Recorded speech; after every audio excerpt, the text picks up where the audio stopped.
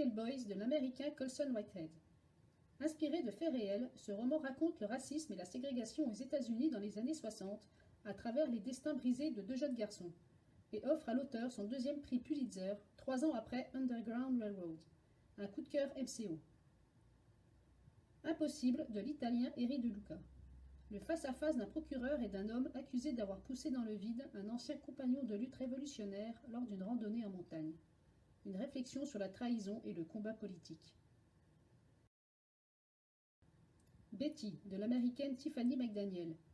Un coup de cœur MCO pour ce roman magique et tragique à la fois, qui s'inspire de l'enfance de la mère de l'auteur, née d'une mère blanche et d'un père cherokee dans les années 50. Dans un bled perdu de l'Ohio, la fillette subit le racisme et les humiliations dues à ses origines et échappe à la réalité grâce à l'écriture et au lien très fort qui l'attache à son père, le magnifique et bouleversant London. Un superbe portrait de père. Apeirogon de Colum McCann. L'écrivain irlandais délivre un magnifique message de paix à travers l'histoire du combat de deux pères dont les origines apparaissent irréconciliables, puisque l'un est un juif israélien et l'autre un musulman palestinien, mais qui ont subi la même perte irréparable, la mort de leur fille. Les Lionnes, de la romancière anglo-américaine Lucy Hellman. 1000 pages hors normes, puisqu'il s'agit là d'un monologue, celui d'une mère de famille américaine en train de cuisiner chez elle et qui s'égare dans ses pensées. Si le nombre de pages et le poids du livre peuvent faire peur, la lecture s'avère fluide et comestible. Alors n'ayez pas peur d'ouvrir le frigo. L'autre moitié de soi, de l'américaine Brit Bennett, dont c'est le deuxième roman, et qui aborde le thème du colorisme à travers les parcours de vie de sœurs jumelles afro-américaines nées avec une peau claire. Un roman sur l'identité et le poids des racines familiales. Nostalgie d'un autre monde, de l'américaine Otessa Moshfegh. L'auteur du roman Mon année de repos et de détente présente aujourd'hui un recueil de nouvelles mettant en scène des personnages dont le point commun est d'avoir pris un mauvais virage dans la vie. Humour noir garanti. Les Graciers de l'anglaise Kieran Millwood.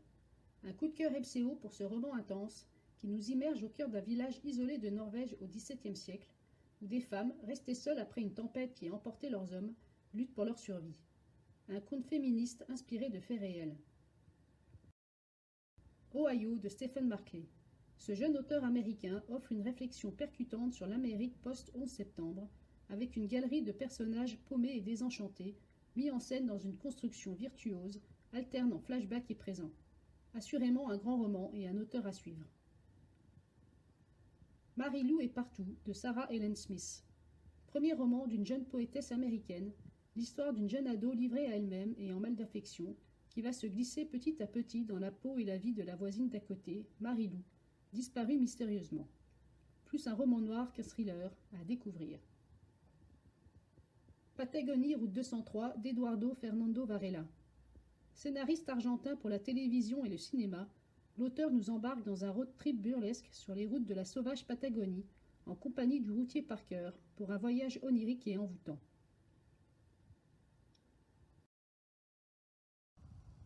Les secrets de ma mère, de la Britannique Jessie Burton.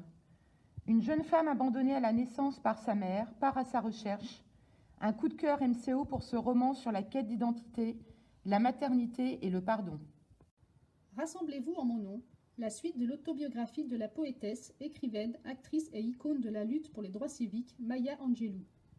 Après le très beau Je sais pourquoi chante l'oiseau en cage, où elle nous contait son enfance dans le sud des États-Unis, nous la retrouvons jeune fille à San Francisco, mère célibataire d'un jeune garçon dans les années d'après-guerre. Un incontournable de la littérature américaine. La part du sarrasin de Majid Cherfi. Le chanteur du groupe Zebda continue son autobiographie commencée avec Ma part de Gaulois. Avec gouaille et humour, il raconte les débuts de Zebda et sa quête d'identité, lui l'enfant d'immigrés kabyles, tiraillé entre sa culture familiale, ses potes de la cité et son amour de la langue française. Il nous touche en plein cœur. Personne ne sort les fusils de Sandra Lucbert fait le récit incisif du procès France Télécom, en fait celui de ses dirigeants accusés de harcèlement moral ayant entraîné une vague de suicides au sein du groupe. L'auteur en profite pour décortiquer au passage la langue managériale apprise dans les écoles de commerce. Ne dites plus salariés, dites collaborateurs.